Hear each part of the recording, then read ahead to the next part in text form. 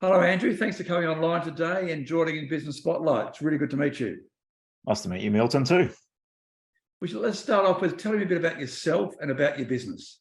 About myself and business. I've been in business for 15 years. I've got a small young family, a 4-year-old and a 6-month-old. So they keep me up at night, keep me nice and hectic. So I was at footy last night, Auskick. So after work, Auskick, sports, all sorts of things going on now as they get a little bit older. So that's always fun.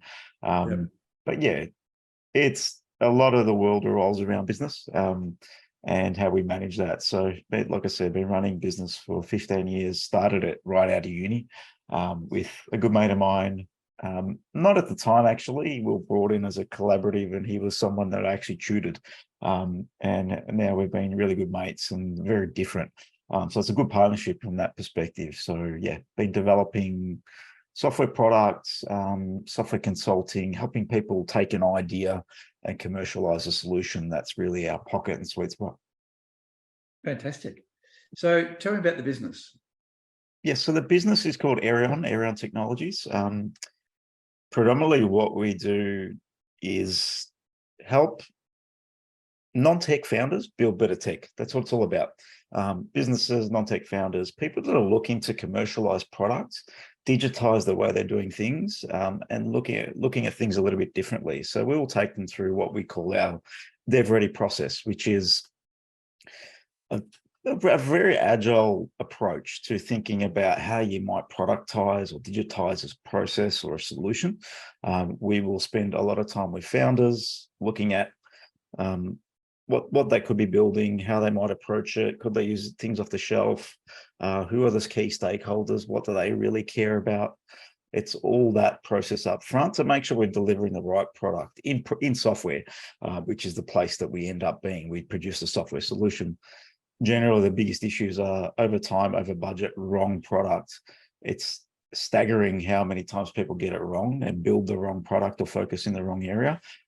It's a $500 billion problem globally with the amount of risk and failure in this space. So it's all about how do we help people get the right product off the ground or validate something and ensure that are they going to build it or should they stop?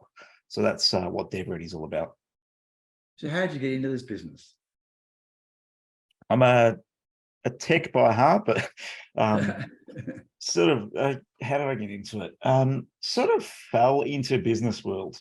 I think you sort of follow your parents when you look back. My dad was always in business, and I had an opportunity when I was young to try something, and sort of fell into an opportunity where, like I said, at uni, it sort of started. A couple of guys were starting something up, and there was a key project that we were working on in the education space, directly with universities, and we were helping them build education software that would help people understand what it was all about going to Mars.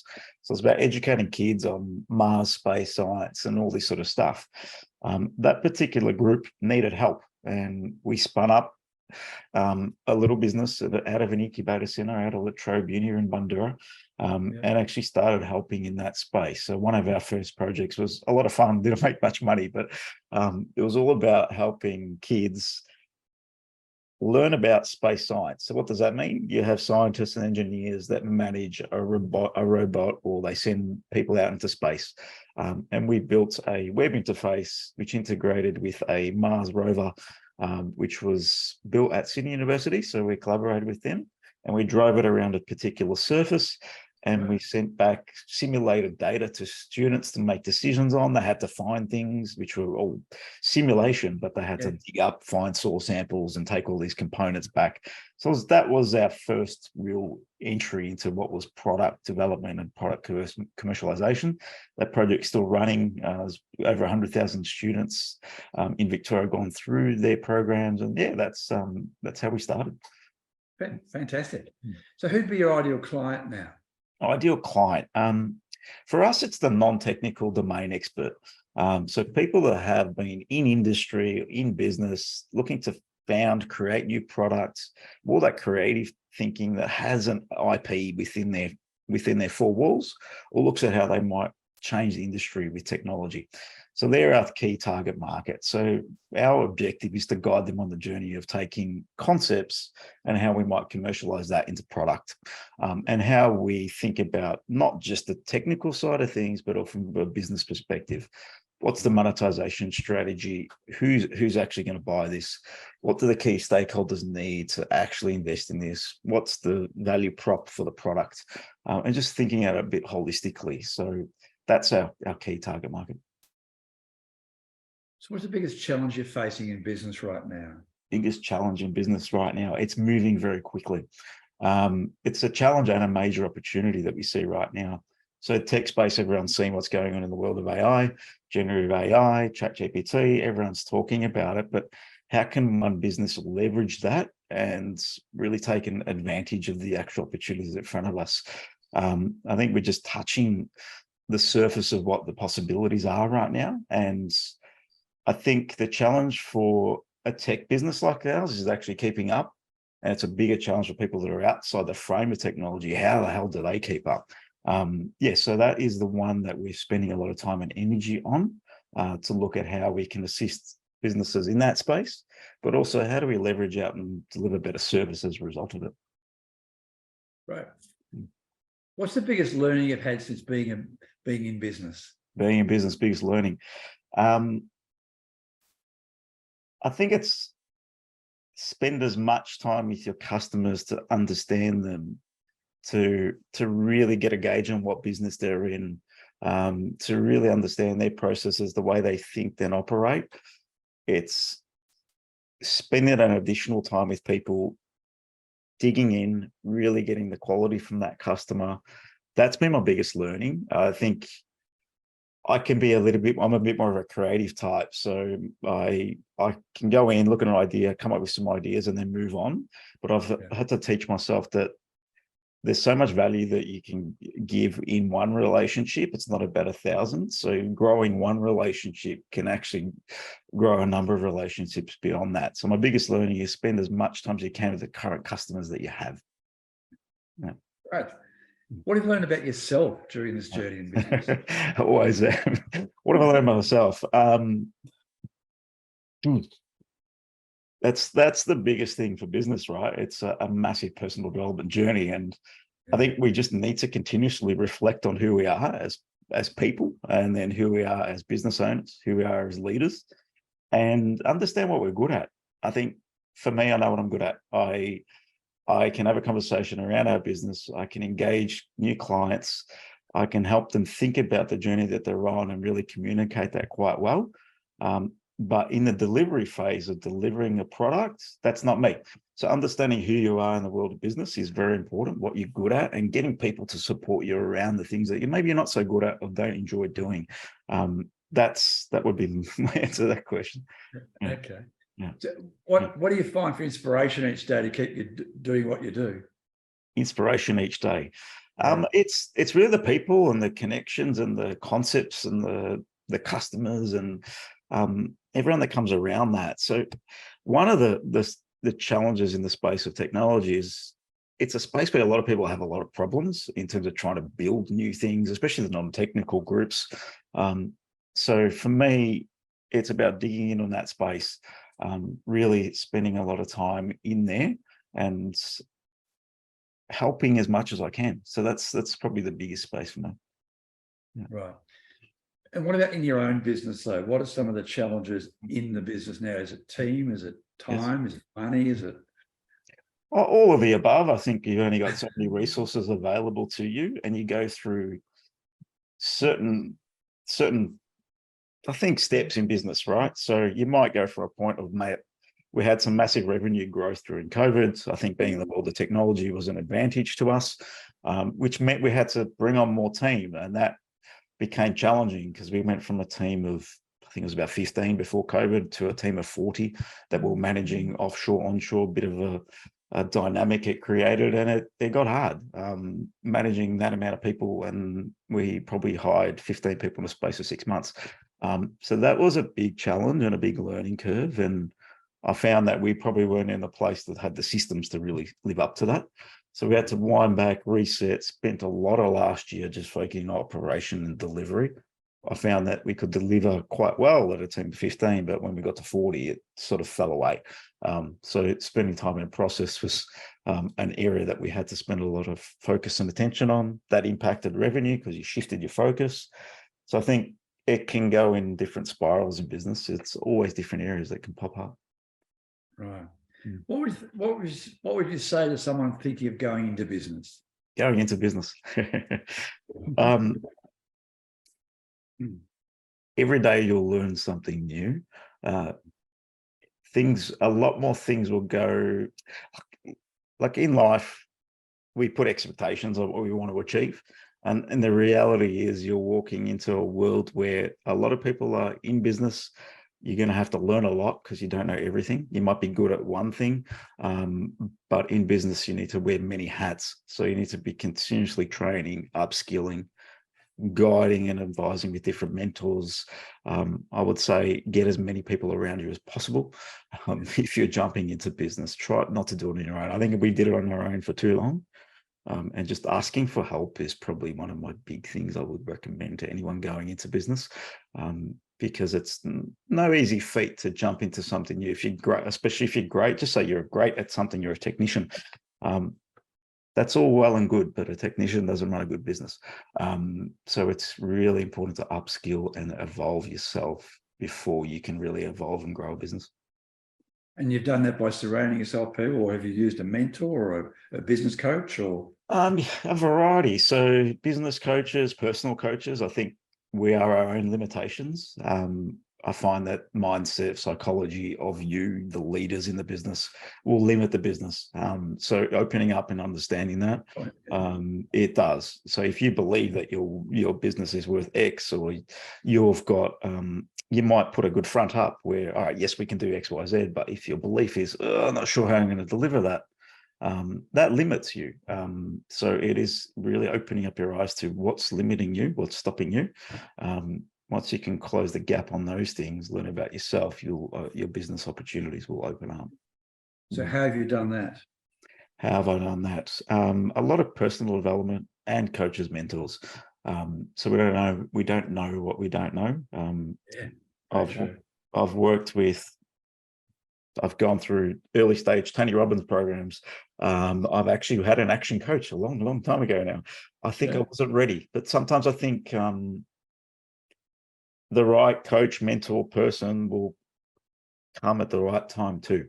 When I walked into action coaching, this was 12 years ago, a long time ago. We didn't have any business nous in us at all to really get what was going on there. If I reflect on some of the stuff that was being taught to us, it was valuable. But I think you've got to be ready for the information that's given to you as well. And it is a journey. So you'll find the right people that you need at the right time if you're willing to ask. That's my take. Yeah. That's great, Andrew. If you start a business again, what would you do differently? What would I do differently? I would sit down and really build a top line strategy. I think the business itself has been like flying a plane while building it at the same time, that sort of model, which can serve you quite well in some areas, but can cause quite a few issues as well. So I would really look at, all right, from a business perspective, what are the key things we need from a marketing, sales, fulfillment? What are the three things in those areas that we want to focus on? Build them out, spend a bit of time, get some structure around that, and get some systemization in the business as quick as possible. Also, branding is important. So we built a brand called DevReady. I'll tell you a bit of background on DevReady. DevReady was, we were a group of devs. So we're a development team that would build product that anyone came to us with, said, yes, we want X, Y, Z. We will build X, Y, Z. Probably about 7-8 years ago now, a long time back, we had a corporate client in the men's lens manufacturing space. That probably your lenses on your face. They manufacture 70% of the world's lenses.